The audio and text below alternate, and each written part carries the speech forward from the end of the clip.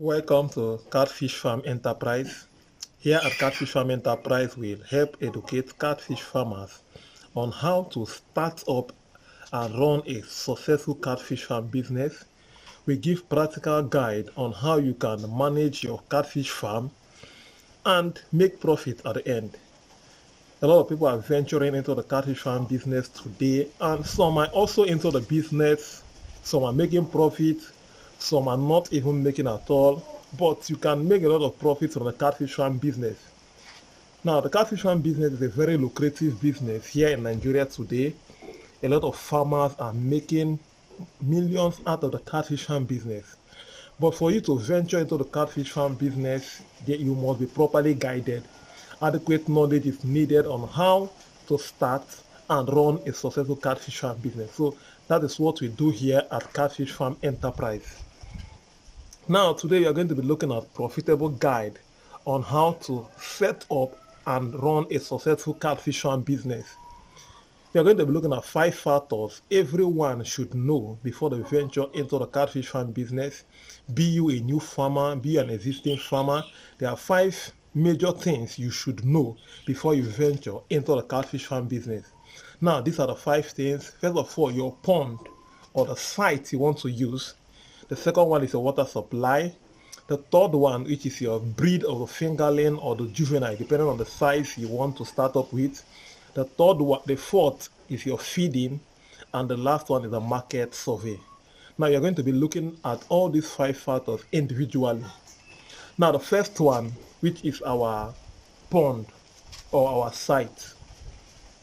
Now every catfish or the catfish stays in a pond or a site. Now your pond capacity determines the number of catfish you can train at a particular time. Now we have various types of catfish pond. We have the earthen pond, we have the trampoline, the concrete pond, we have the plastic pond. Now, and these ponds differs in sizes and in the size of fish you can train in them. Now the earthen pond, there are some sizes of fish you can't rear there as well. Now the pond you want to make use of should first of all be considered as a new farmer, and the size of fish you want to start up with also will determine the pond you are making use of and the funds available. Now for a farmer that is starting up with 100 fingerlings, now you can make do of maybe a small plastic pond or a concrete pond.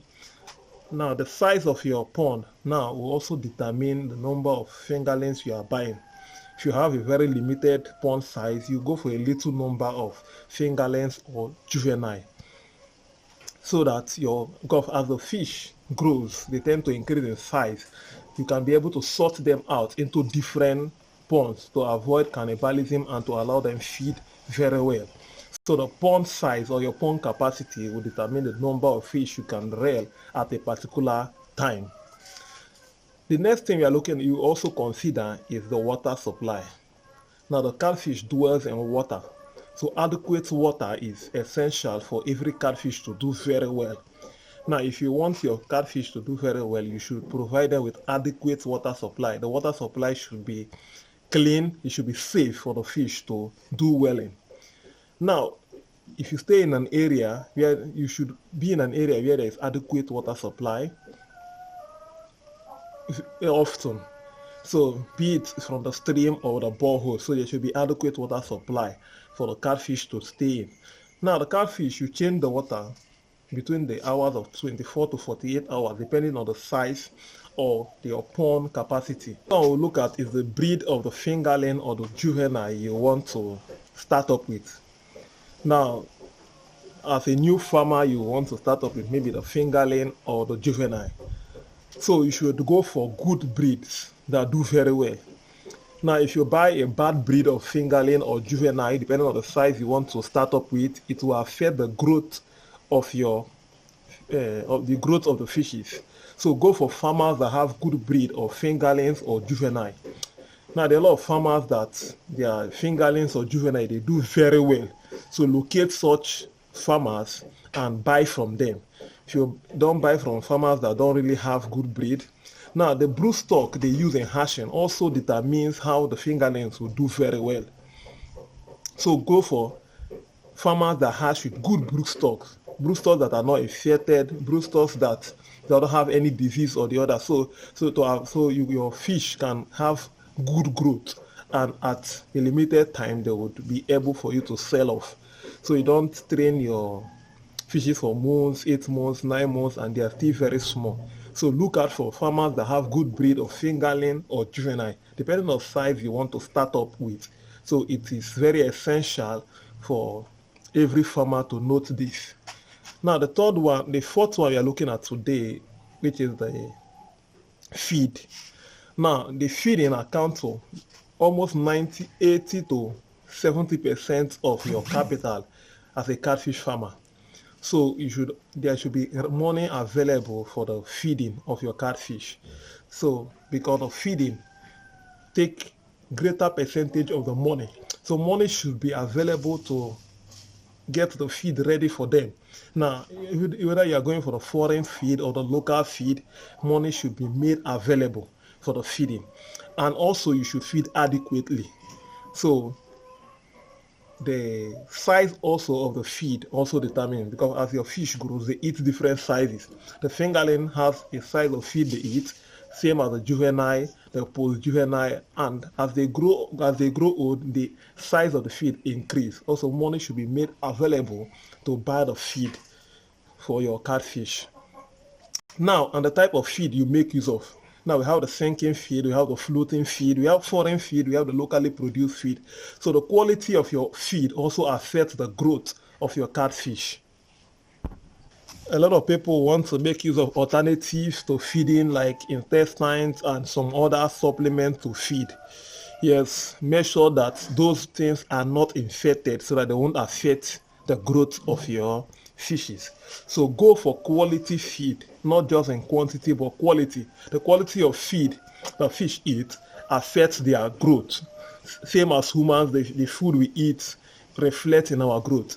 And majority of the number of kg of feed you give to your fishes will determine the size they will have at the end. So go for quality feed as a catfish farmer. And the last one you're looking at today, which is a market survey. Now, before you venture into the catfish farm business, you should do a market survey to determine the price that they sell a catfish around your area. Now, the prices of catfish differs within areas. There are some areas that the prices are high because of the demand, and there are areas where the prices are very low because of the demand. So you should do a survey to know how much they sell within your area. Now, the price that they sell will determine at what size you are selling.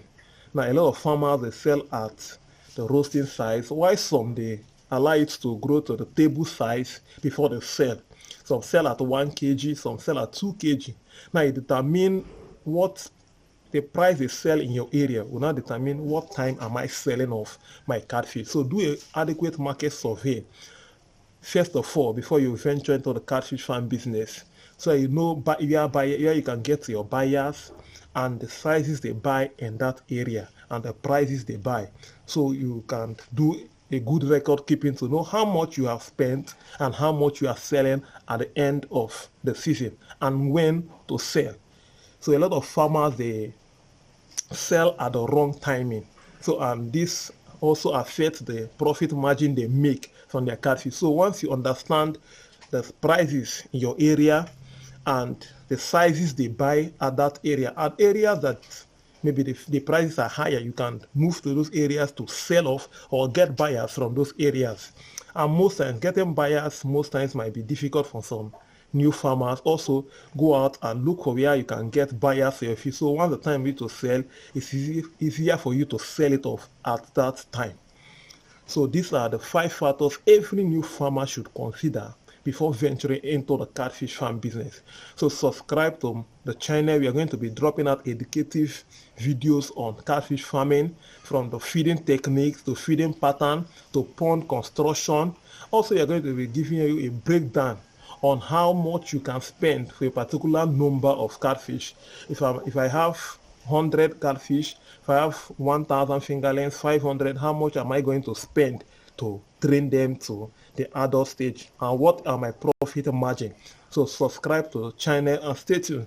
Go to the comment section, drop your comments, your questions, your observation, and also we have a link on a post we have made for this video. You can read it up and ask questions. We are here to guide you on how to run a successful catfish farm business. Thank you for watching our video. Subscribe. Until next time, stay tuned.